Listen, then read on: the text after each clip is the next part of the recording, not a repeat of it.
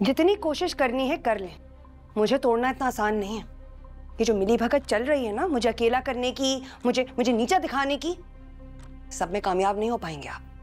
तुमने अपने आप को खुद अकेला किया। तुम्हें कोई नीचा दिखाने की कोशिश नहीं कर रहा।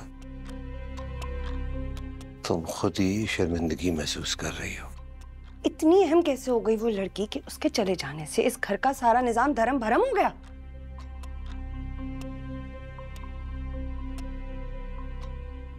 ये अहमियत सबसे पहले तुमने ही दी थी उसे। जानती फरियाद, वो तो सिर्फ अपना फर्ज निभा रही है।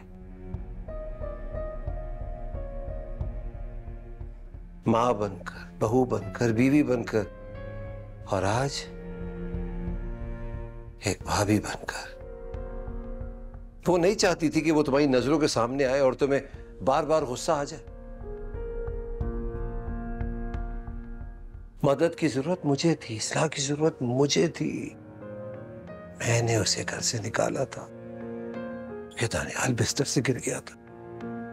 अरे वो तो सिर्फ 2 मिनट के लिए बाहर गई थी मुनीबा के साथ। मुझे बहाना मिल गया। मैंने उसे लापरवाह करार देकर घर से धक्के देके बाहर निकाल दिया।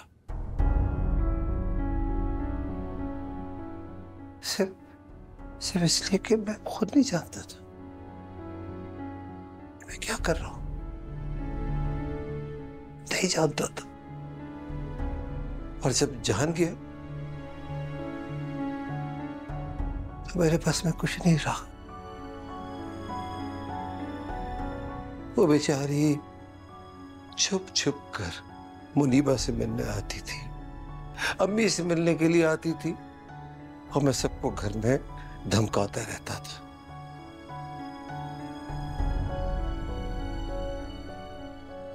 वो ये सारी बातें तुमसे भी कह सकती थी। वो चुप रही सिर्फ इसलिए कि मेरा इमेज तुम्हारे सामने खराब ना हो। और तुमने कितनी आसानी से कह दिया कि मैं उसे तलाक दे दूं।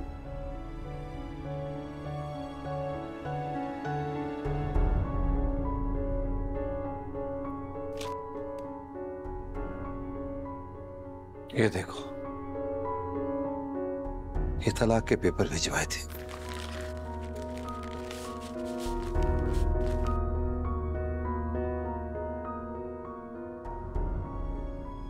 ये था मेरा बेहिसी का आलम। और जब वो मुनीबा के साथ हादसा हुआ ना,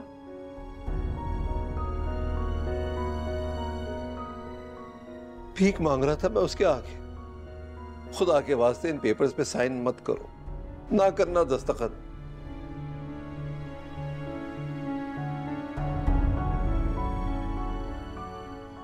बहुत मोहब्बत करती हो ना तुम मुनीबा से,